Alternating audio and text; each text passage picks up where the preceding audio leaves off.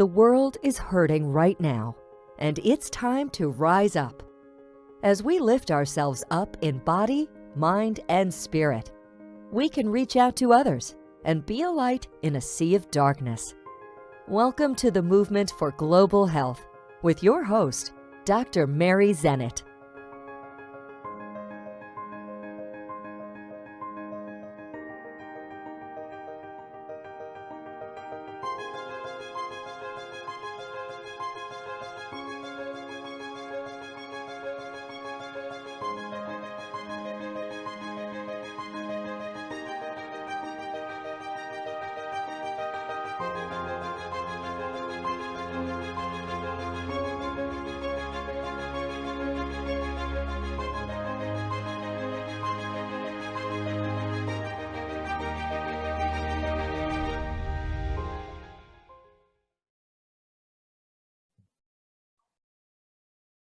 Our world is hurting right now.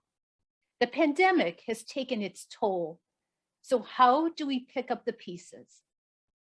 We can start with health. Hi, I'm Dr. Mary Zennett, psychiatrist of 35 years, strong advocate for healthy lifestyle, and your host on this podcast, The Movement for Global Health. I am so excited today to introduce to you my friend and guest, Greer Michelle, nurse for over 20 years, health coach for over 10 years. She is passionate about wellness. Greer, welcome. Thank you so much, Dr. Mary. And I am just feel so honored to be here with you today. And I know you are such a strong advocate for health for others. I'm passionate as well, like you said. There's so much that we can do to make sure that we stay on top of our health in the prevention arena. And I'm just very thankful to be here today. Tell our listeners how important health really is. Wow, that's a really important question. And I think it's much more important than we realize. We can't stress enough in prevention and in health education and as providers how important our health is. And I think sadly, sometimes we learn that the hard way once we've lost our health. I know many moms feel perpetually tired and they think this is just normal because their friends are tired too. But the truth of the matter is if you get past those early child rearing years, where your kids have started sleeping better and you're still tired all the time, that's an issue that needs to be addressed, and it needs to be explored further with their healthcare provider, and they can seek out a skilled health coach that is knowledgeable about helping them discover those root causes and address those so that they can improve their energy level and their health.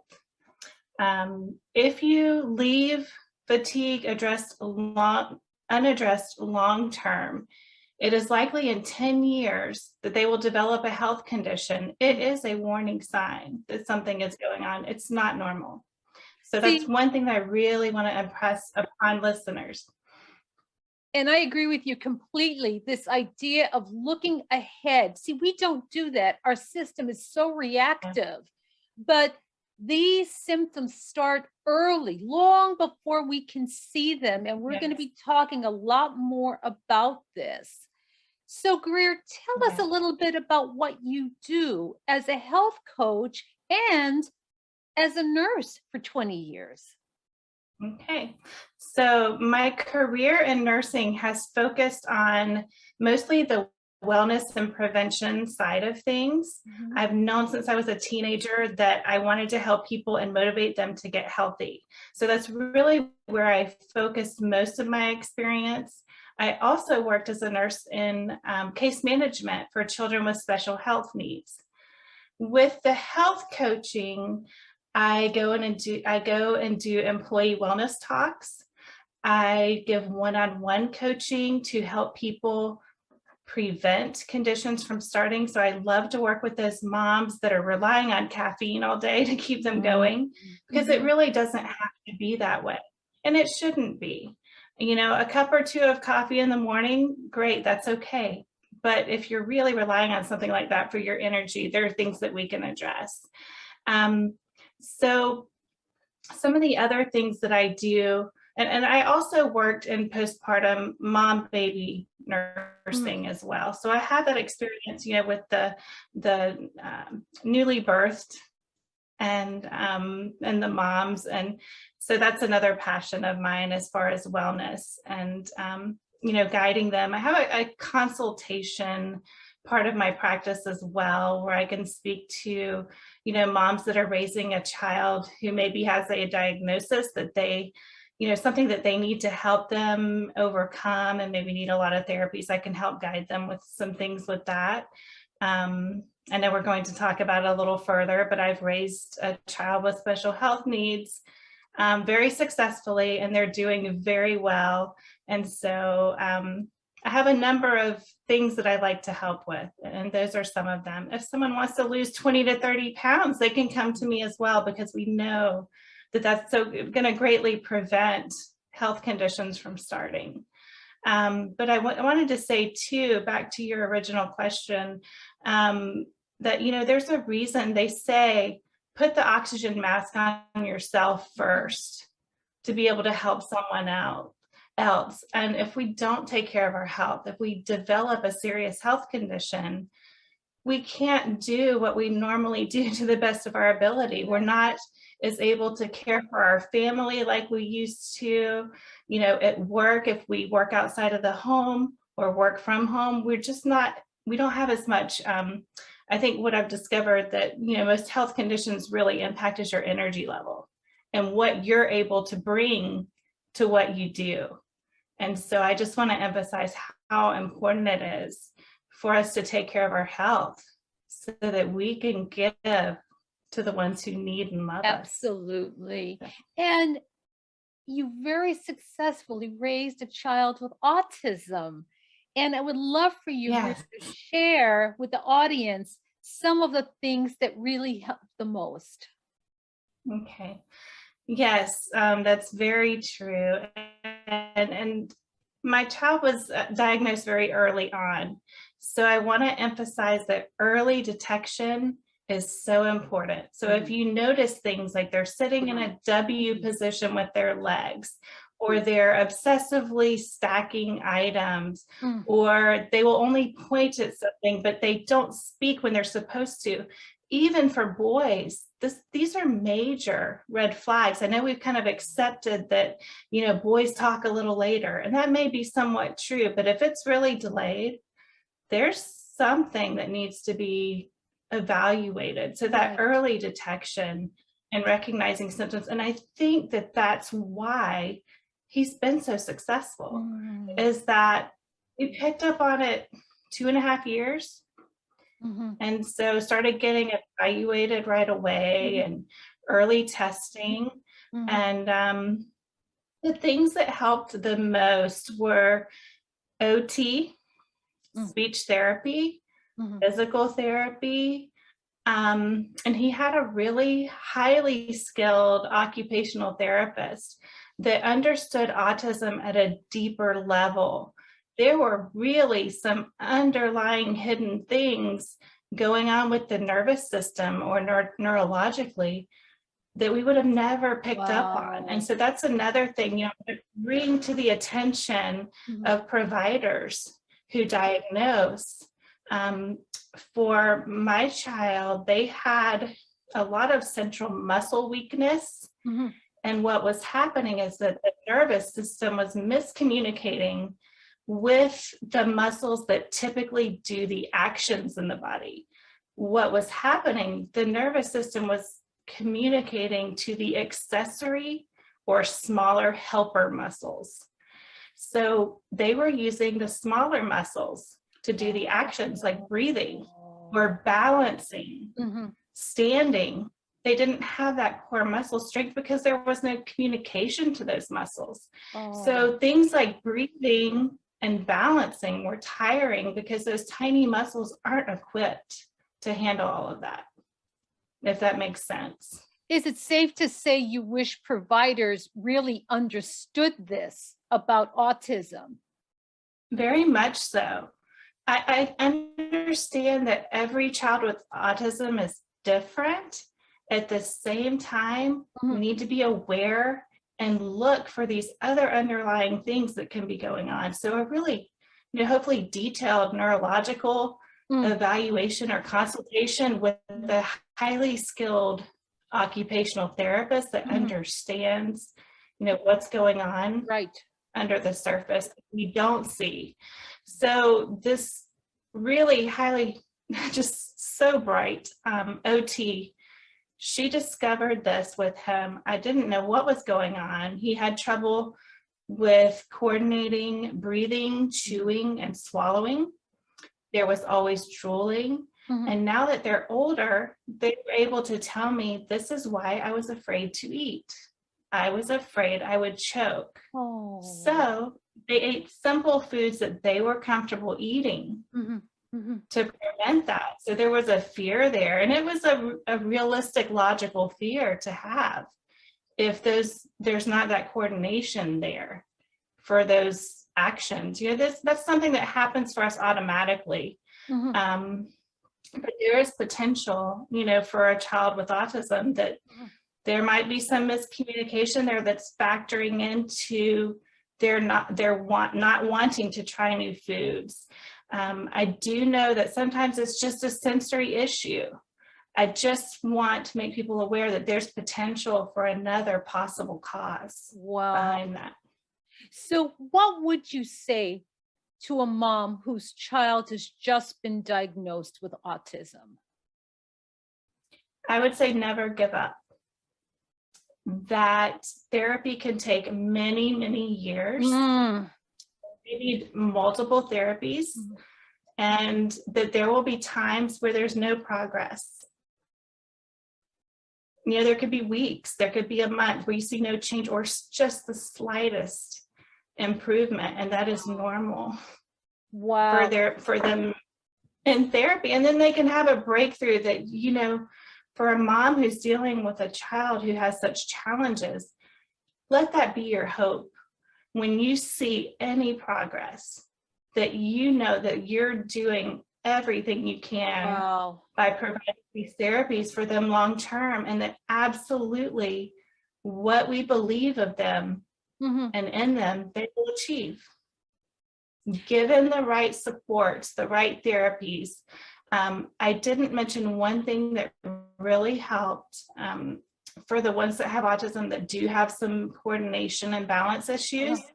For my child, it was the occupational therapist who also combined using a balance board that you stand on. So it's like a round ball with a little platform, and they stand on there and they teeter-totter, standing. And she did listening therapy at the same time with a certain tempo of music that helped to rewire the communication from his nervous system to the appropriate muscles, which would be, our muscles that are supposed to do the work. So, So to a mom who's been actively working with her child for even a year and not seeing a lot of progress, what would you say? Just keep going. It's that important. You will have breakthroughs. There will be improvement. And I will admit, there were days where it was very, very emotionally hard to sit and watch no progress. I don't want to sugarcoat it. It's tough. It really is. But I'm so grateful that we never stopped and we kept going. I will say too, though, that moms still need to really advocate to make sure that their child continues to get the therapies that they need. And that involves too being able to communicate with the different types of providers. So the different therapists, the OT, the PT, the speech therapist, the doctor, so that each one knows what's going on and where there have been improvements and where there needs to be work, because there is some overlap of what each of those therapists are able to help with each specific thing that is going on with your child. They each have their part. And so that communication really needs to be there. So that's one of the things that I'm offering as part of my coaching is consultation, so that if a parent needs help with that, I'd love to help them advocate for their child, help those communications with those different providers, just having that background and the experience of raising a child successfully through this and having been a case manager. I think it allows for a really good opportunity to help support parents in getting their child what they need. I agree with you. And in healthcare, as well as we work in our silos. Everybody's is a specialist in those little areas. But that communication, it's almost a metaphor for what's going on with the child, is those connections are not there. So as the parent, you are really the one helping to bridge and make the connections from one provider to the other, the speech therapist, the occupational therapist, the physical therapist. You're the bridge. So what you, Greer, can provide for parents is empowerment, helping to teach them how to become that bridge and that advocate for their child. Absolutely. And I think, a lot of moms probably instinctually do some of that because they want to see their child succeed. And I think moms can get really passionate about that. And I think that's great, but I think sometimes it can also get in the way of the communication, because there's a frustration level there often. And I'm very comfortable as far as de-escalating that, helping someone feel more comfortable discussing the topic, and then having the insight, as both a nurse and raising a child with the condition, that I'm able to suggest things that they can talk to them about too, that they may not have thought of. I think moms are usually very intimately aware of what's going on with their child, but I think you bring in that medical background and having raised someone and just bridge all that together to help support them and having a better experience and outcome for their child. Absolutely. So. What therapies do you think helped your child the most? I think every child is so different. I think most moms of children with autism will tell you every child is different. For mine specifically, it doesn't mean it would be what would work for someone else's child, but I would say the balancing that she did on the balancing board with the listening therapy, that was monumental in helping my child. I don't want to portray that they're perfect. They had a great outcome. They're doing very well, but there's a few little things that you would still notice. Not typical autism features, those are gone. The speech is good, all those things, but there's a little bit of something you may notice, but overall they're successful and doing very well, have great relationships and communication with others. And, kids flock to them because they're a leader. And I think part of that, can be a real benefit to participating in these therapies is that the child learns to be devoted and driven to want to do better. I think it develops a real resiliency in the child. So I think we can find those other benefits that they gain from their dedication. And as a mom, we support them in doing that. And but I would say the listening therapy, ABA therapy helped more with the social aspect. And then the speech pathology was really important because of the swallowing issues that they had. So they were able to help with that and with articulation as well, because there was, and I think this is probably pretty typical of other children with autism, is that in their speech, their rate of speech can be really fast sometimes, and they run the words together so that they're difficult to understand. So the speech therapists and pathologists were able to help with that part of it, and with the articulation as well. And I do want to mention for moms out there that even though they may graduate from speech therapy at some point, that they may need it again later, because as their mouth grows and develops, that can impact your ability to understand them. Or their articulation. So anticipate that there's potential they may need another, handful of sessions or more of speech therapy down the road as their mouth changes. So Greer, this is such important information.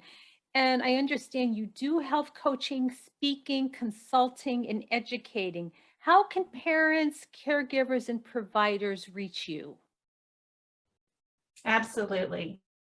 So I've started my own company. I'm in the process of launching everything, but they can find me at www.myformulaforhealthcoach.com. They're able to email me through the site and set up a free discovery call. I'm happy to talk to providers, parents, anyone who's wanting to improve their health or prevent a health condition. So again, the website. www.myformulaforhealthcoach.com. Okay, beautiful, beautiful. All right, so that is our show for today. And I want to express my heartfelt thanks to Greer Michelle. She has provided enlightenment, insights, and inspiration.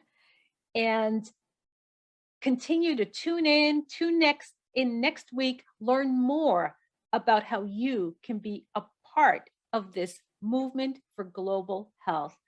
Thank you so much. Thank you so much, Dr.